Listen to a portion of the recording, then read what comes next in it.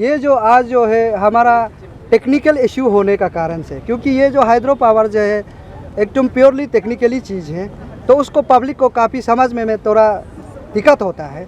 तो इसलिए हम लोग इस अवेयरनेस का तौर पे और साथ में ये 1 डे पीसफुल धरना का हिसाब से हम लोग आज सिर्फ 1 डे पीसफुल धरना रखा, ताकि लोग जगे और लोग हमारा रैली में, और ये रैली टाइप भी है तो क्योंकि आप लोग तो पता है ही है रैली में काफ़ी एक्सपेंसिव होता है, तो उसके लिए हम लोग का पास खर्चा पानी होते नहीं है, तो लोगों को जो पार्टिसिपेट करता है तेल सेल तो रैली में होता है, ये तो ओपन सेक्रेट है ना, है कि नहीं। तो ये पीसफुल धरना इसलिए रखा गया कि तो जो जानने मन है ताकि आ सके, तो इसलिए हम लोग 1 डे पीसफुल रखा है कि ये लोग जानने के बाद हम लोग फिर उसको कंटिन्यू करेंगे इस 15 दिन के बाद ना। तो इसमें ऑलरेडी क्लियरली मेरा भाषण में भी क्लियरली कहा है यही है। ये मूवमेंट को आप लोग बहुत दिन से आगे लेके आ रहे हैं, तो गवर्नमेंट का तरफ से कैसे है रेस्पॉन्स? हाँ, ये सरकार, मैं क्लियरली बोलना चाहूँगा कि ये सरकार बीजेपी सरकार का आके जो है अभी बंद करके रखा हुआ है, क्योंकि उन लोग बिल्कुल उसका ऊपर में बात करना नहीं चाहता। 2016 से ही है, अगर है दम बीजेपी में है, आज भी मैं क्लियरली बोलता है सच में बीजेपी में सबका साथ सबका विकास है, तो आज हमारा सरकार जो क्या कर रहा है सबका साथ सबका विकास है, तो उसका ऊपर में क्यों बिल्कुल बात करना नहीं चाहता है। तो आप चार्टर ऑफ डिमांड 12 पॉइंट को तो ऑलरेडी आप लोग सुन ही लिया, देखिए। तो ये जो सिर्फ हमारा कोई बेनिफिट के लिए नहीं है, हमारा प्रो देम उसको नौकरी करेगा बोल के ये बात नहीं है। जो हमारा बेरोजगार रोज़ जो डिग्री हासिल करके जो पढ़ा लिखा लोग ऐसे मीनिंगलेस में जो पढ़ा हुआ जो सब्जी बिक्री करके जो ड्राइवर बन के बेच रहा है, तो ये सर्टिफिकेट ड्राइवर बनने के लिए नहीं लिया। तो यही एक जरिए है कि सरकार जो काफ़ी मदद हो सकता है हाइड्रो पावर के थ्रू से, तो उसको क्यों बात करना नहीं चाहता है, वही सरकार ही जाने। तो हमारा तरफ से तो कोई उसको पता नहीं है। आप लोग का क्या है मेन डिमांड जो क्या है? काफ़ी मदद हो सकता है हाइड्रो पावर के थ्रू से, तो उसको क्यों बात करना नहीं चाहता है, वही सरकार ही जाने। तो हमारा तरफ से तो कोई उसको पता नहीं है।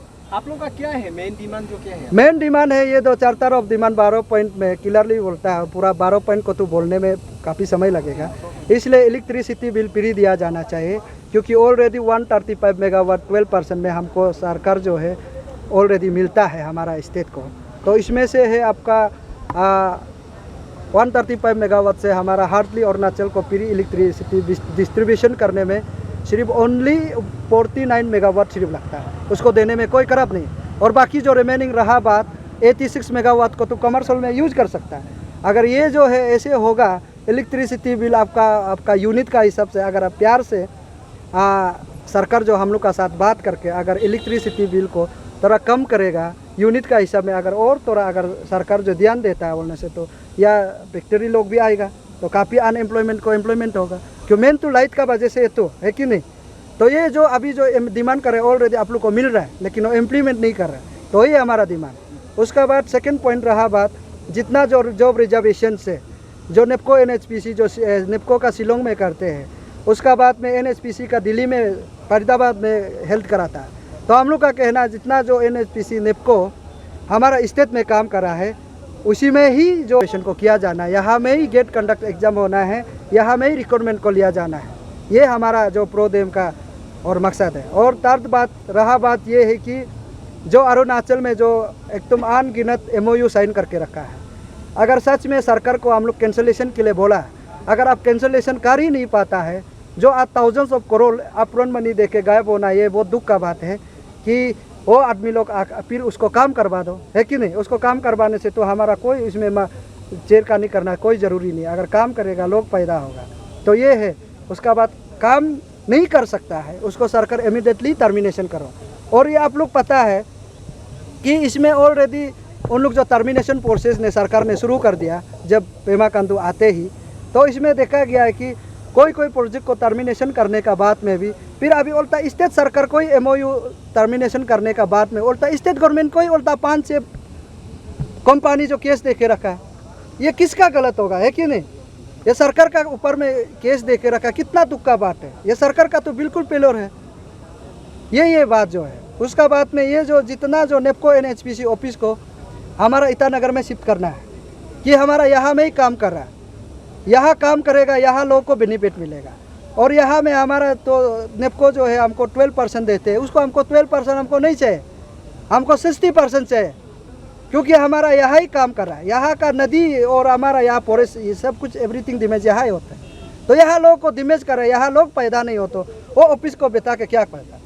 अगर ये जो है नेपको ऑफिस जो अभी जो शिलोंग में है कॉर्पोरेट ऑफिस को अगर नहीं बनाता है तो हम लोग पावर हाउस को ही बंद करके रखें है। इसमें आम जनता लोग क्लियरली सुने, अगर वो बंद करेगा तो इसमें उन लोग भी फंक्शन काम नहीं कर सकते, क्योंकि हमारा यहाँ से ही रिव्यू नहीं जाते हैं। अगर 60% देता तो आप लोग नेपको ऑफिस को यहाँ बना, उसके बाद NHPC ऑफिस जितना जो काम कर रहा है मैनी कॉर्पोरेट ऑफिस को बना दो, सरकार के लिए भी सुविधा होगा, या एनी टाइम आके बात कर सकते हैं सरकार लोग भी। तो ये एक्चुअली ऑफिस नहीं होने का कारण से कुछ चीज़ में बहुत बड़ा प्रॉब्लम होता है। आप लोग पता है NHPC का तो काफ़ी लॉसेस होते हैं, जो तवांग में भी जो अपना चीफ मिनिस्टर का कॉन्सेंट जगह में भी प्रोजेक्ट जो नहीं बन पाता है, क्यों, किस लिए, अच्छा से अवेयरनेस लोग को पता नहीं है, लोग को उसका बेनिफिट को पता नहीं है। वो सरकार उसका ऊपर में एक चौथा MOU में ही उन लोग को पैसा खाने में बिजी है। तो ऐसे बिजी होने का कारण से हमारा लोग को नहीं समझता, इसलिए हम लोग आज 1 डे पीसफुल धरना रखा है कि ताकि लोग जाने, और उसका साथ में हमारा यहाँ लोग को एम्प्लॉयमेंट करके PRO बनेगा, लोग को कन्वीनियंस तो कर सकते हैं। हमारा यहाँ का जो रहन सहन जो अलग है, तो उसको तो बाहर स्थित तो पता नहीं होता है, तो यहाँ लोग जान के अगर यहाँ ऑफिशियली शिफ्ट करेगा, हमारा NHPC को यहाँ में कोई दिक्कत नहीं होगा काम करने में। ये हमारा प्रोडेम का कॉन्सेंट है।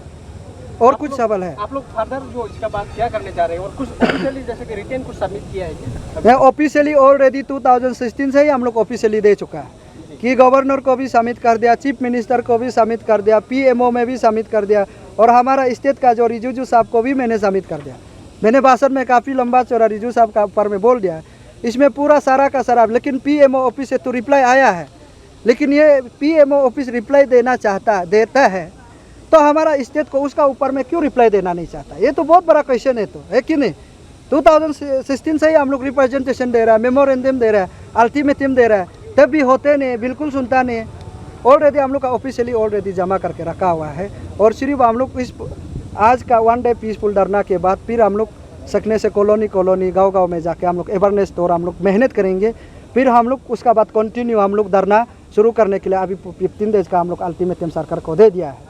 ये बात। और कुछ सवाल? 2016 में आप लोग का यूनियन जो फॉर्म हुआ था ना, जी हाँ, तब से लेके आप लोग जो क्या एक्टिविटीज किया है अभी तक?